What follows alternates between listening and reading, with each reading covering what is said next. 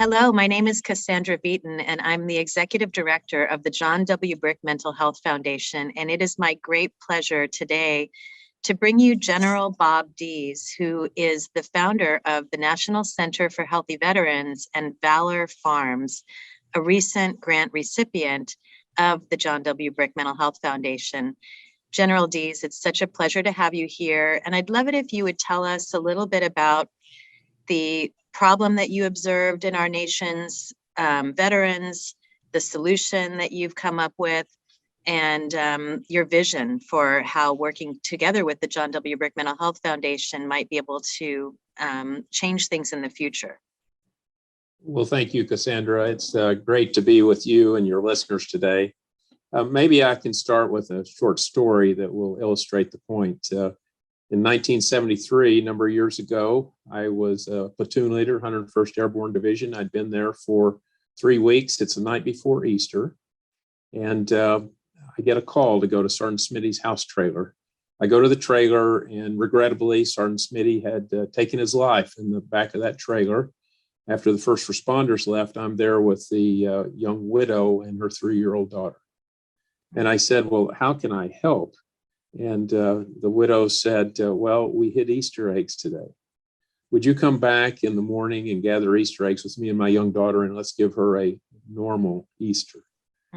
Well, I did that. It was obviously profound for all of us. And then now fast forward 31 years, I'm served all around the world, all sorts of commands, all types of experiences. And I'm retiring, and it's not lost on me that the military and veteran suicide statistics are higher than in recorded history. So in my 31 years in uniform, the problem had only gotten worse and worse. The government and the conventional medical systems had thrown millions and billions of dollars at it. And this should not be happening in America. And I was a little righteously indignant when I retired.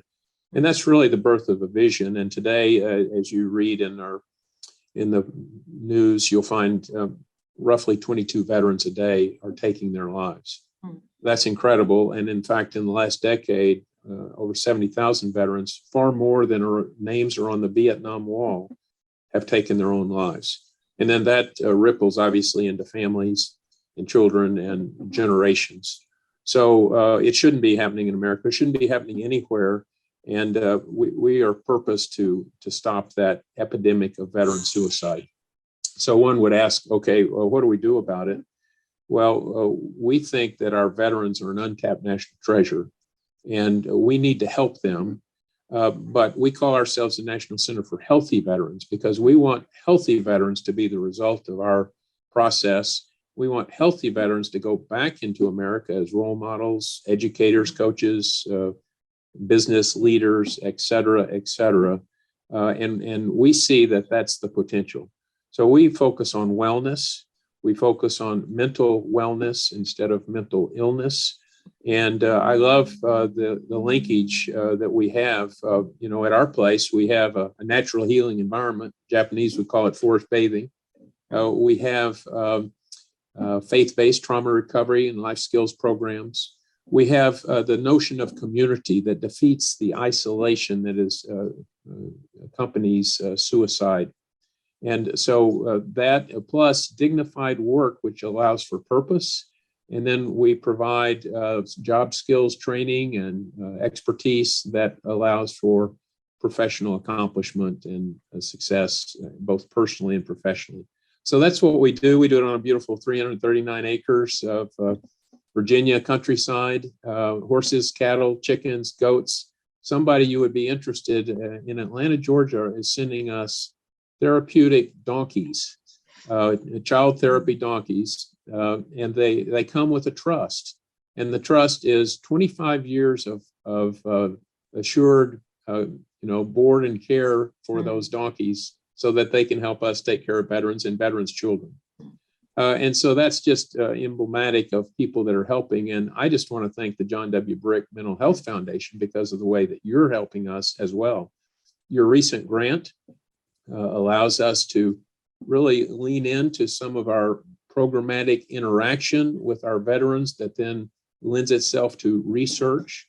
And so from the very start of our operation, we've been empirically based, a research an evidence-based research organization. And we're not just interested in classic research, we're interested in research into the alternative techniques. We consider ourselves to be a holistic integration of proven best practices. But when we say proven, for instance, equine therapy, that's not proven or accepted by the insurance industry or by much of America or conventional doctors. And yet we know that it works. And as we prosecute that program at our farm, we will see and we'll investigate it. We'll come up with some insights that will be of benefit to the rest of the nation. And then you folks at John W. Brick Mental Health Foundation, I'm sure will help guide us along the way. And it's a great partnership that we're grateful for. So I'll land the plane right now, Cassandra, but thank you for asking about what we're doing, for helping us do it.